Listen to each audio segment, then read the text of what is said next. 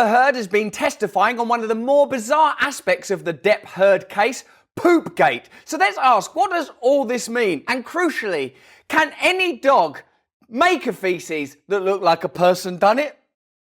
Hello, you 5.6 million awakening wonders. I'm so happy we get to share this voyage together. Here we are, temporarily aware, within the limitless, a point of attention amongst apparently endless consciousness. Does consciousness come from matter? Does matter come from consciousness? But before we resolve the mysteries of consciousness, what done that poo on Johnny Depp's bed? A person or a dog? This we must truly discover. I'd like you to remember as well, by the way, that war in Ukraine is still happening. We're still reeling from the consequences of the pandemic and the questions that it's brought to our attention. We have fundamental questions to ask one another about the nature of reality, systemic corruption, the way we organise our societies, the way we relate to one another, the way we overcome the tensions between progressivism and traditionalism. But let's put all of that to one side. Who or what done that poo on that pillow? Oh, what, a person? Or was it a dog? Who done that? Order, silence in court. Amber Heard has denied that she left feces in a bed she shared with her ex-husband Johnny Depp while testifying in court on Monday. Then I will draw your attention to clause 47B. She what denied it, supplied it. The alleged incident happened after a night of arguing between the pair in April 2016 regarding her 30th birthday party. I want a mermaid theme for my 30th. No, come on, let's go for a pirates theme. Mermaid, pirates, mermaid, pirates. I'll show you. Allegedly. The 50-year-old actor previously testified that he saw a picture of, quote, fecal matter on the bed and said he believed Heard had defecated on his side of the bed in court. I like watching Johnny Depp's testimony because it's such a sort of a low-key sort of rumbling, isn't it? Unlike the cacophony that he finds on his pillow, which is a high-pitched squeak. He also claimed she tried to blame their dogs for the incident.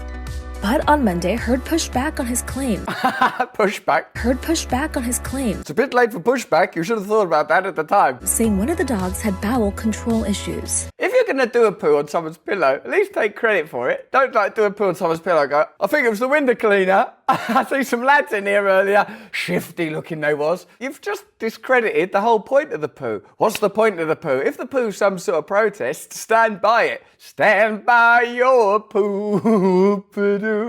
Now, I know some of you think that this case is important because it represents a pivotal shift in the attitudes around the evolving sex, gender, abuse dynamic that the last 5 years has seen play out. Some people think that, that men can, of course, be victims of abuse, and it seems pretty obvious that men can be victims of abuse, that this is an opportunity to review the assumption that guilt and innocence can be determined on the basis of sex or gender. So there are sort of subtexts that are a window, I suppose, to ongoing cultural arguments, and anything that's refracted through the prism of celebrity acquires on the way all kinds of peculiar light. I suppose the thing that I try to keep in my mind is Johnny Depp is a human being and a beautiful one. Amber Heard is a beautiful human being, would be my assumption. They're in a sort of a really ugly and complicated situation, and celebrity turns everything into a kind of unknowable maelstrom of shit and glitter. She had eaten Johnny's weed when she was a puppy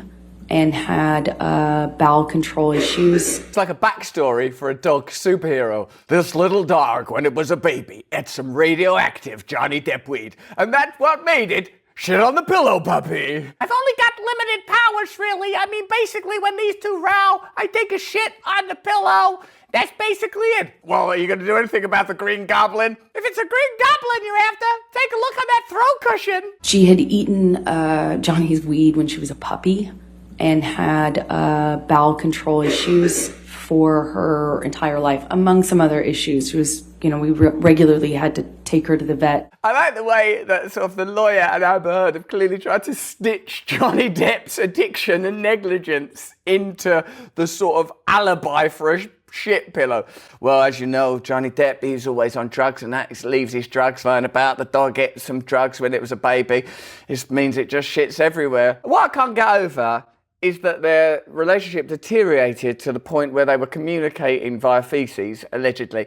And then, then there's a denial of that, and then it has to be sort of discussed at length. Now, I know some of you think, well, you're doing it. I'm doing it sort of for entertainment. And I'm going to continually remind myself, Johnny Depp's a human being, Amber Heard's a human being, and I know people that know Johnny Depp and stuff, and he's apparently a really, really lovely guy. And I know people who know Amber Heard, actually, who say that she's a really lovely person. So, I'm trying to stay out of the judgment of the individual human beings. No one ever gets better from being judged, which makes the whole court proceeding situation pretty ironic. But this is what interests me. What is our culture? Do you think now that your culture is going to provide answers for you? Because this is your culture. This is your culture. There are people in this world that believe deeply in God. There are people in this world that believe deeply in tradition. There are people that have psychic connections to the earth. People that understand the cosmos and its ancient requiems and its symphonic movements. And here, our collective attention has been captured by a shit on a pillow. To try to figure out, well, what was wrong with this dog? This situation is absurd, and I use the word absurd in its literal sense because you're watching it be refracted through 3 separate lenses. Lens 1, Hollywood, stardom, celebrity, the confection and bizarreness that entails. Lens 2, courtrooms with all their protocols, silence in court, objection, Your Honour, overruled, hearsay, all these weird languages and tics. It's a form of theatre in itself, isn't it? Social theatre, beset with protocols and rules. And then tier 3, the third lens, is celebrity TV. Hello, on Entertainment Tonight, we look at the Depp Heard case. There's been a poop on a pillow. Silence in court. Objection, Your Honour. Who denied it, supplied it. He who smelled it, dealt it. Okay, over live to the studio. The pup looks like it's straining. It's a teacup pup. Has it done a pup in the teacup? Yep, there's a pup in it. Like, how many layers of reality can you deal with before you start thinking, should we start again? Should we start all reality again? Let's go back to a single cellular being and we'll cultivate it in a petri dish and let's not end up here. Like, for this to happen, there had to be the Big Bang, the formation of single cellular life, the whole history of evolution, culture, architecture, Sir Christopher Wren, George Washington, Nina Simone, all these things swirling right down to silence in court.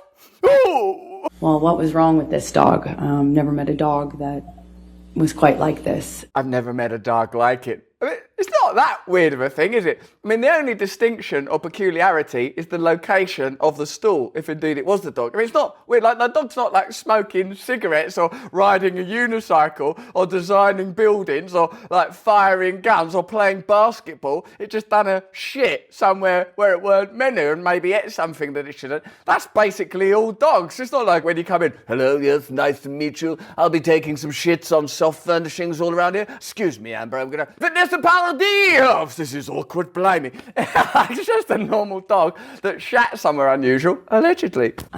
So she had some control issues. Now we've gone through the lens of Hollywood, courtroom drama, access TV, dog psychiatry. Like, where are we now? This is taking place within the limitless, in a world where or in a universe where there's quantum entanglement, where the charge of an electron simultaneously affects an electronic particle like light years away simultaneously. Reality is more bizarre than we can ever begin to imagine. So I suppose we have a kind of obligation not to take things too seriously and to recognize that in our finite lives we have a unique opportunity to imagine new realities into being, both personally and collectively.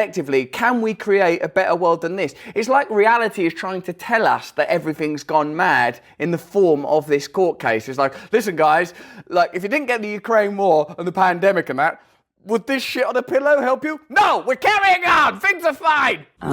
So she had some control issues. I think that dog's in danger of being radically anthropomorphized. The dog's not got control issues. We'll see who's boss around here. See who's in charge once I take a shit on the pillow, shall we? The dog's just being a dog. It's not a gesture for the dog. It's not Jackson Pollock. It's huh? There, now do you understand me? I think what the dog did is it probably got married because it was blinded by celebrity. Then it sort of started to realize that human beings are kind of complex and nobody's perfect. And then the dogs thought, I don't know, maybe I should go out with a billionaire tech genius. And then maybe the dogs after that, it's just thought this has all gotten too much and just took a shit in the pillow. We still talking about the dog? What now?